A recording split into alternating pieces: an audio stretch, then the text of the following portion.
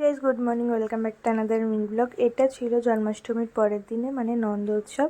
তো আমাদের বাড়িতে আজকে আসবে মন্দির থেকে গোপাল, আর পিসি এখানে তালের বড়া ভাজছিল।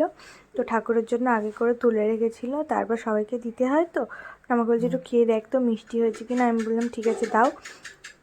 তো এখানে আমি চা বিস্কুট খেয়ে নিয়েছিলাম, নিয়ে ডাল সিদ্ধ বসিয়েছিলাম। আর যেহেতু গোপাল আসবে, আর সেদিনকে ছিল রবিবার, তো নিরামিষ হবে।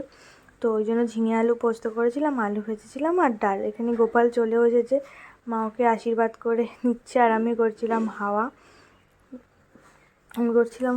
আর এখানটায় এই দেখো সব ফল টল মিষ্টি টিষ্টি সব কেটে দেওয়া হয়ে গেছে। মা ও যতক্ষণ থাকবে ততক্ষণ হাওয়া করতে হবে। তো আমাকে এই চেলিটা দিল, বললো যে এটা একটু ওকে দিয়ে দাও। তো মা এখানে করে নিচ্ছিল আরতি করে নিচ্ছিল, নিয়ে ওকে চন্দন দিয়ে আমি আশীর্বাদ করছিলাম সব কিছু। তার বেলুনগুলো সাজিয়ে দিয়েছিলাম, বেলুনগুলো পটাশ পটাশ করে ফেটে যাচ্ছিলো। আর প্রচণ্ড গরম, আর যেই গোপাল এসেছে না, সেই জোরে করে বৃষ্টি চলে এসেছে এখানে মা বলছিল যে আরতি। আমি বললাম তুমি পঞ্চপ্রদীপটা দিয়ে আরতি করে নাও। এই জন্য আমার পঞ্চপ্রদীপটা দিয়ে আরতিও করে নিচ্ছিল। বাবা, আর এখন আমার খুব কষ্ট হচ্ছে, কথা বলতে জানি না কেন।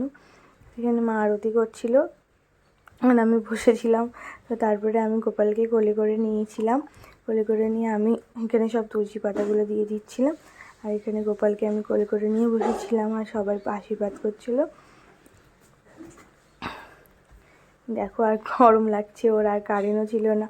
তো ভিডিওটা এই অবধি ভালো লাগে, লাইক কমেন্ট শেয়ার সাবস্ক্রাইব করে দেখা হচ্ছে নেক্সট ব্লগে। টাটা।